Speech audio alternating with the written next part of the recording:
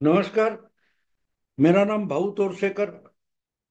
आप देख रहे हैं प्रतिवाद और प्रतिपक्ष। दोस्तों, महाराष्ट्र में एक बड़ा बवाल खड़ा हो गया है। अचानक से पूर्व गृह मंत्री और शरद पवार की पार्टी के एक वरिष्ठ नेता अनिल देशमुख ने एक बड़ा बवाल खड़ा कर दिया है कि उनके पास कुछ सबूत है जो उप मुख्यमंत्री देवेंद्र फडणवीस को संकट में ला सकते हैं। 3 साल पहले जब ये गृह मंत्री थे, उस वक्त देवेंद्र फडणवीस ने देशमुख के पास एक आदमी भेजा था और उसके पास कुछ मसौदे दिए थे और धमकाया था कि अगर इस ढंग का एफिडेविट बनाकर आप नहीं दोगे, अजीत दादा, आदित्य ठाकरे, उद्धव ठाकरे, इनको लपेटे में लाकर नहीं दोगे तो आपको जेल में जाना पड़ेगा, आपके पीछे सीबीआई ईडी लगाई जाएगी, वगैरह वगैरह धमकी दी थी। और इसके सबूत अपने पास है। ये सबूत आज अचानक कहां से आ गए?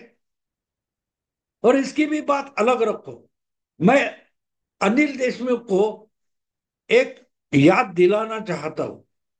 याद दिलाना चाहता हूं, जब इनकी सरकार थी, अनिल देशमुख गृह मंत्री थे और राज्य के मुख्यमंत्री उद्धव ठाकरे हुआ करते थे। उस वक्त इन्होंने एक खेल खेला था। आपको याद है? मुंबई के पुलिस कमिश्नर परमवीर सिंह हुआ करते थे। सचिन वाजे नाम का एक बदनाम पुलिस अधिकारी था जो कहीं भी जाकर गुंडागर्दी करता था, किसी को भी धमकाता था। मुकेश अंबानी के घर के सामने स्फोटक रखकर, विस्फोटक रखते हुए इन्होंने गड़बड़ी करने की कोशिश की थी। आज भी जेल में पड़ा हुआ है। ये सब हुआ तब खुद अनिल देशमुख महाराष्ट्र के गृह मंत्री हुआ करते थे। और ये गृह मंत्री थे उसी वक्त अर्णब गोस्वामी, जो बड़े नेटवर्क के संपादक है, इनको कमांडो भेजकर गिरफ्तार किया गया था। अनिल देशमुख गृह मंत्री थे और लॉकडाउन के टाइम में पालघर में साधुओं की हत्या हुई थी। ये सब जब हुआ था, तब अनिल देशमुख कितनी दादागिरी करते थे, ये अलग से बोलने की जरूरत नहीं है। और इनके खिलाफ एक से एक बड़े सबूत, विपक्ष का नेता होकर भी देवेंद्र फडणवीस विधानसभा में पेश करते थे। उस समय अनिल देशमुख गृह मंत्री थे और विधानसभा का अधिवेशन चल रहा था।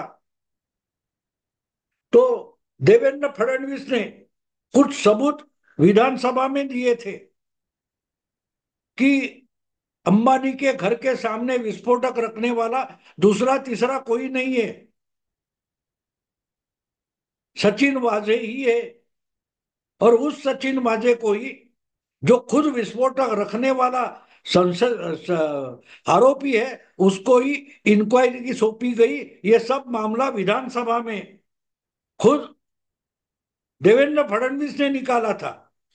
और जितने सबूत उसके बारे में देवेंद्र फडणवीस के पास थे, उसमें से 1% सबूत भी गृह मंत्री के पास नहीं थे।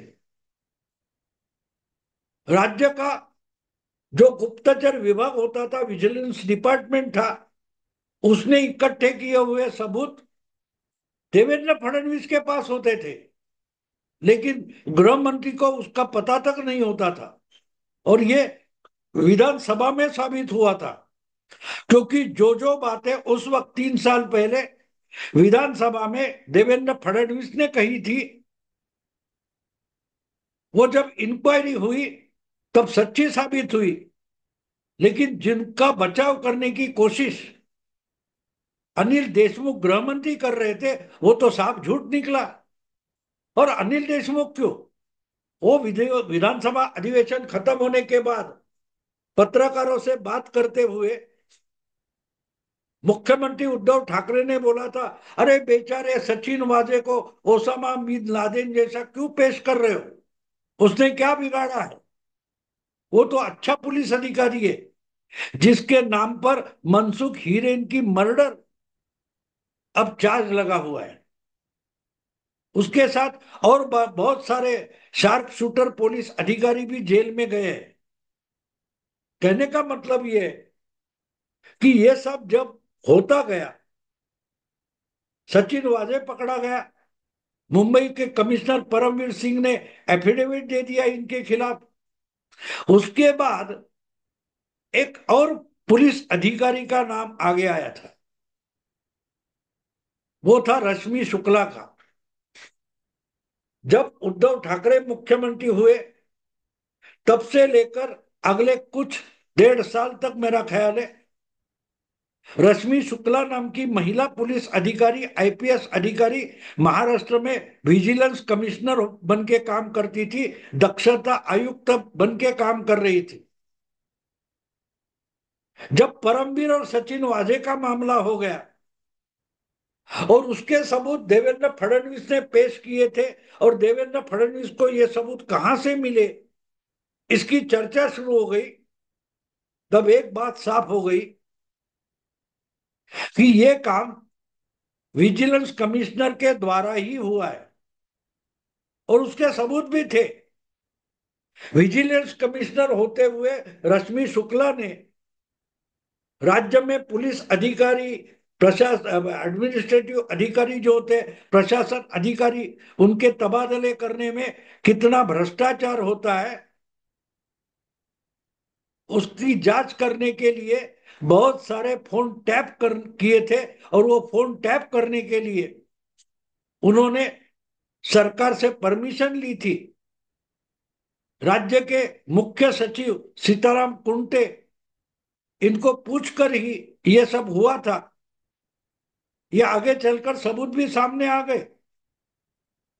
कहने का मतलब है कि जिस ढंग से ये फोन टैप कर दिए गए थे और सबूत इकट्ठा किए गए थे, उसमें उद्धव ठाकरे गवर्नमेंट के ही बहुत सारे मिनिस्टर, नेता, दलाल शिकंजे में आ गए थे। तो इसलिए अनिल देशमुख को तो शरद पवार ना बचा पाए, ना उद्धव ठाकरे बचा पाए, क्योंकि उनके सामने उनके खिलाफ सबूत ही आ गए थे, और विरोधी दल ने विधानसभा में ही सबूत दे दिए थे। तो अनिल देशमुख को गिरफ्तार, अनिल देशमुख और उद्धव ठाकरे गवर्नमेंट ने विरोधी दल के नेता देवेंद्र फडणवीस, फिर आशीष शेलार, विधान परिषद के विरोधी नेता प्रवीण दरेकर, इनको अरेस्ट करने का एक प्लान बनाया था, जिसका खुलासा 3-4 महीने पहले उस सरकार में ही मंत्री रहे आज के मुख्यमंत्री एकनाथ शिंदे ने किया था। उद्धव ठाकरे की सरकार गिराने का एक कारण यह था कि वो सरकार विरोधी दल को कुचलना चाहती थी, और कुचलने के लिए विरोधी दल के ज्यादा बोलने वाले, आरोप करने वाले जो नेता थे, उनको गैर कानूनी तरीके से गिरफ्तार करने का षड्यंत्र बनाया गया था। उसमें आशीष शेलार थे, प्रवीण दरेकर, देवेंद्र फडणवीस और गिरीश महाजन, ऐसे बीजेपी के नेताओं को झूठे आरोप लगाकर गिरफ्तार करने का एक षड्यंत्र बन रहा था। ऐसा खुलासा अगर एकनाथ शिंदे आज कर रहे हैं, और खुलासा सिर्फ एकनाथ शिंदे का नहीं है, 3-4 महीने पहले की बात है, उन्होंने कहा था, उसके बाद उससे मिली जुली बात ही खुद संजय राउत ने की थी, जो उद्धव ठाकरे के नजदीकी माने जाते। तो बात साफ है कि आज अनिल देशमुख बोल रहे हैं, तो उनको नहीं भूलना चाहिए कि वो गृह मंत्री रहते हुए उनके खिलाफ भी जो सबूत इकट्ठा हुए, वो करने का आरोप जिन पर लगाया जा रहा था, वो रश्मि शुक्ला आज महाराष्ट्र की पुलिस दल की सबसे बड़ी अधिकारी है। डायरेक्टर जनरल पुलिस, डीजीपी कौन है महाराष्ट्र की? रश्मि शुक्ला है, जिसके खिलाफ अनिल देशमुख, उद्धव ठाकरे ने एक षड्यंत्र बनाया था कि गैर कानूनी तरीके से फोन टैप करने का आरोप लगाया था। तो उस वक्त रश्मि शुक्ला को सेंट्रल गवर्नमेंट ने बचाया था। रश्मि शुक्ला ने सेंट्रल गवर्नमेंट को रिक्वेस्ट की कि मुझे महाराष्ट्र से उठाकर और कहीं ट्रांसफर कर दो, और उनको सीआरपीएफ में तबादला उनका हुआ था। वो हैदराबाद गई थी। उसके बाद उन पर महाराष्ट्र में शायद कुलाबा पुलिस थाने में एक एफआईआर दर्ज किया गया। बार बार उनको यहां बुलाया जाता था, उनको कोर्ट जाना पड़ता था अपने बचाव के लिए। लेकिन उद्धव ठाकरे सरकार रश्मि शुक्ला को गिरफ्तार कर नहीं पाई। जब उद्धव ठाकरे सरकार गिर गई, उसके बाद रश्मि शुक्ला वापस महाराष्ट्र में आ गई, और आज वही महिला अधिकारी राज्य की पुलिस डिपार्टमेंट की सबसे बड़ी अधिकारी है, प्रमुख अधिकारी है। तो अनिल देशमुख जो आरोप कर रहे हैं, पेन ड्राइव वगैरह दिखा रहे हैं, वो ना भूले, ना भूले कि उनके खिलाफ सबसे तगड़े सबूत इकट्ठा करने वाली पुलिस अधिकारी आज महाराष्ट्र की प्रमुख है। और खुद देवेंद्र फडणवीस महाराष्ट्र के गृह मंत्री है। और देवेंद्र फडणवीस अनिल देशमुख जैसे ढिल्लम ढाल गृह मंत्री नहीं है। वो जानते हैं उनके अधिकार क्या है, उनके अधिकारों की मर्यादा क्या है, उनके अधिकारों की व्याप्ति क्या है, और पुलिस प्रशासन किस ढंग से इस्तेमाल करना चाहिए। षड्यंत्र करना है तो भी वो षड्यंत्र ना फंसे, इसका ज्ञान फडणवीस को है। और जैसे अनिल देशमुख गृह मंत्री होते हुए हवा में बातें करते थे, धमकियां देते थे, वैसी धमकियां देवेंद्र फडणवीस देते नहीं। लेकिन जब समय आता है तब फंसा देते हैं। तो मेरा कहना यही है, अगर आज देवेंद्र फडणवीस गृह मंत्री है और रश्मि शुक्ला अगर राज्य की पुलिस प्रमुख है, तो अनिल देशमुख को एक एक कदम संभाल कर उठाना जरूरी है। क्योंकि वो गृह मंत्री होते हुए अगर उनके खिलाफ के सबूत इकट्ठा हो सकते थे, तो आज तो वो जमानत पर बाहर है, उनके हाथ में कोई भी अधिकार नहीं है। और रश्मि शुक्ला जैसे पुलिस प्रमुख पर तो उनका कोई असर भी होने वाला नहीं है। तो अनिल देशमुख को संभाल कर रहना चाहिए। उनको एक बात नहीं भूलनी चाहिए कि राज्य की पुलिस प्रमुख जो है, उनको सताने का पाप अनिल देशमुख ने एक टाइम किया था। जब गृह मंत्री थे, उनकी सरकार थी, तब रश्मि शुक्ला को फंसाने का षड्यंत्र उन्होंने किया था। और खुद उनके साथ रहे मंत्री उस वक्त के एकनाथ शिंदे आज भी वो बात बताते हैं कि उद्धव ठाकरे, शरद पवार और अनिल देशमुख मिलकर देवेंद्र फडणवीस को फंसाना चाहते थे, उन्होंने षड्यंत्र रचा था। तो ये सब बातें हम अगर इकट्ठा करके देखें और सोचे या समझे, तो एक बात समझ में आती है कि अनिल देशमुख क्या कर रहे हैं वो उनको भी समझ में नहीं आ रहा है।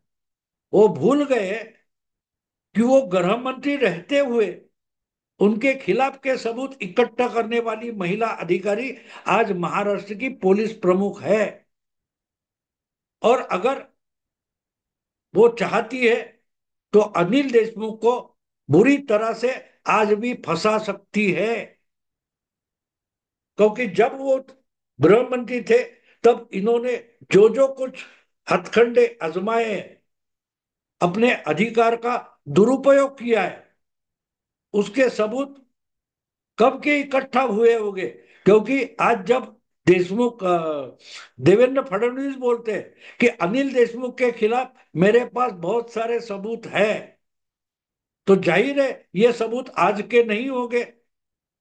अनिल देशमुख जब गृह मंत्री थे उस समय के सबूत होंगे, और उस समय के सबूत आज बनाए तो नहीं जा सकते, आज कहीं से ढूंढ कर लाए जा सकते हैं। और उस समय अगर दक्षता आयुक्त विजिलेंस कमिश्नर रश्मि शुक्ला थी तो वो सब उसी समय इकट्ठा किए गए हो सकते हैं। आपको और एक बात याद दिला दो, उद्धव ठाकरे मुख्यमंत्री थे और उनको उस समय के मुंबई के पुलिस कमिश्नर परमवीर सिंह ने एक लेटर भेजा था। क्या लेटर भेजा था कि अनिल देशमुख ने सचिन वाजे को 100 करोड़ की वसूली करने का काम सौंपा है। याद है आपको? एंटीलिया का प्रकरण होने के बाद सचिन वाजे को अरेस्ट हुआ और उसके बाद परमवीर का तबादला हो गया था, तो गुस्से में आकर परमवीर ने ये खत लिखा था।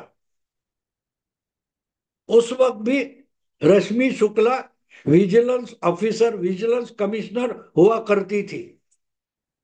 तो आपके खिलाफ क्या क्या सबूत इकट्ठा किए होंगे, ये अनिल देशमुख ने सोचना जरूरी है। अगर नहीं सोचेंगे तो वो शिकंजी में अपने ही पांव से चलते जाएंगे, उनको दूसरे किसी ने फंसाने की जरूरत भी नहीं है। अनिल देशमुख ये इतने बड़बोले नेता है, वो खुद को ही फंसा देते हैं। तो इसलिए मेरा एक ही सुझाव है कि आप जो कुछ बवाल करना चाहते हो जरूर करो, लेकिन एक थोड़ी चिंता करो, फिक्र करो कि जो कुछ कर रहे हो उसमें खुद ही ना फंस जाओ। और जबकि उन्होंने चैलेंज दिया है तो इमीडिएटली देवेंद्र फडणवीस का जवाब हमें समझना चाहिए। फडणवीस बोल रहे हैं कि देशमुख के खिलाफ बहुत सारे सबूत मेरे पास है, और ना कि पुलिस ने इकट्ठा किए हुए, बल्कि शरद पवार, उद्धव ठाकरे के बारे में अनिल देशमुख क्या बोलते हैं, उनकी पार्टी के साथी भी क्या बोलते, ऐसे सब सबूत और क्लिप्स मेरे पास है। ऐसा जब खुलासा देवेंद्र फडणवीस करते हैं तो अनिल देशमुख को संभाल के रहना पड़ेगा। क्योंकि अगर दूसरों को फंसाते फंसाते ये खुद ही बार बार फंस गए, जमानत पे बाहर है, तो ये ना भूले कि आपने जिनको विजिलेंस कमिश्नर बनाया था और जो विजिलेंस कमिश्नर होते हुए आपके खिलाफ इतने सबूत इकट्ठा कर पाई, वही महिला पुलिस अधिकारी आज महाराष्ट्र की पुलिस प्रमुख है। किससे पंगा ले रहे हो अनिल देशमुख? देवेंद्र फडणवीस? आप जिनके साथ पंगा ले रहे हो उनके साथ आप बार बार हार चुके हो। तो मत भूलो, मत भूलो एक बात, रश्मि शुक्ला आज भी महाराष्ट्र की पुलिस डिपार्टमेंट में है और पुलिस डिपार्टमेंट की सबसे बड़ी प्रमुख अधिकारी है। दोस्तों अभी यही रुकता हूं। अगर वीडियो पसंद है तो लाइक कीजिए, शेयर कीजिए, प्रतिवाद को सब्सक्राइब कीजिए। नमस्कार।